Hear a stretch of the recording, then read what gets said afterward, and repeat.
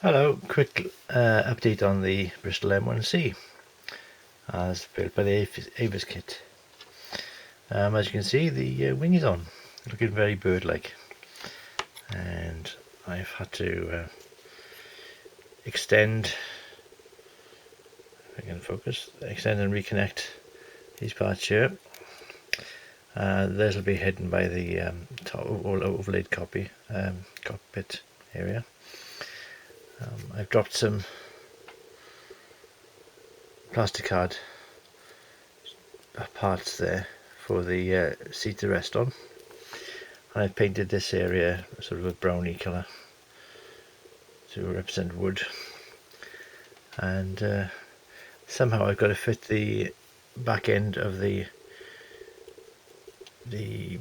propeller shaft in there to hold it in place, or just glue it in place and say I'm not going to have a turning engine, but I want to try and have a turning engine. So that's in place. Not quite lined up with the tail, but it's close enough, I think, for a model. I've got this glued on lightly, but I'll show it on the camera. It's the tail. I'll be doing another coat of paint on here because it's not, as you can see, it's not properly covered there. I've just had 2 coats of paint, a special mixed paint.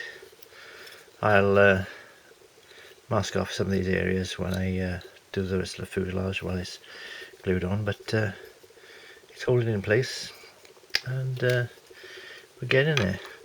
I've got parts ready to put together.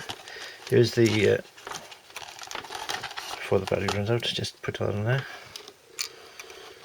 The big trick would be whether this fits nicely or whether I'll need to adjust something there as well.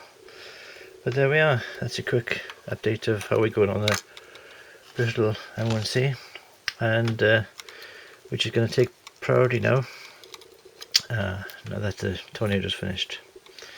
Alright, thank you for watching. It's only 2 minutes, wasn't it? So have a good day. Ta-da.